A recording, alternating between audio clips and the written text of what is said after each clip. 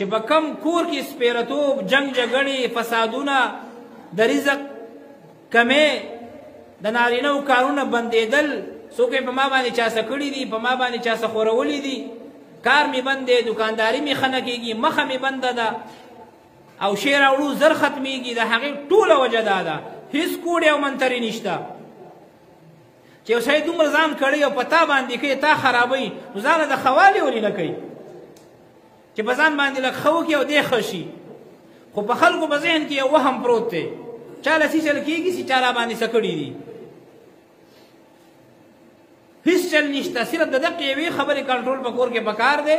د بې حیایۍ مکمل روکتام خویندو میندو ته په کور کې ووایئ، په کور کې دننه به هم لوپټه پسروئ، که زوی دې دی، خاوند دې دی، سخر دې دی، پلار دې دی، رور دې دی، بیا به هم په لوسر باندې لوپټه ساتي.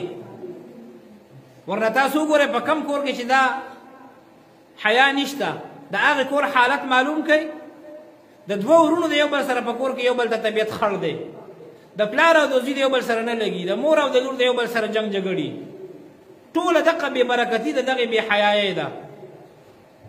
نو دا یو څو خبرې مې زنانو ته عرض کولې چې د خویندو میندو ګورې د جهالت انتها ده، په دنیوي کارونو باندې ښه پوهېږي خو د دین په معاملاتو کې په څه باندې نه پوهېږي. نارینه نه پوهېږي نو زنانه به څه پوهې شي. نو عرض مې دا کوو چې مسله په خپله باندې زده کوئ، بیا په کور کې ښایئ، زنانو ته یې ښایئ کم از کم. دغه چانده ده په دې پوسټرو باندې او په دې جنډو باندې او په دې بینرو باندې م څومره ولګولې او ټول د شیطان پاروا باندې لاړې، دا د نن نه یاد لرئ. ځکه تصویر بسئ او د هغې ثواب بسئ. دا که هر څوک یې ګورئ، دا نه تصویر حرام دی، دا چې د هر چا دی دا بالکل حرام دی.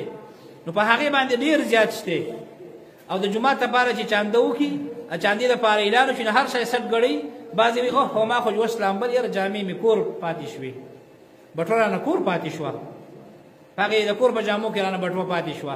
جومات ته چې راځئ نو په دغې نیت باندې راځئ، دغه پیسې په جیب کې د هغه ځای نه خیر د شمار کوئ چې بیا ډېرې لاړې نه شي. هلته یې شمار کوئ، خو د جومات چاندې غم پکې خامخا کوئ.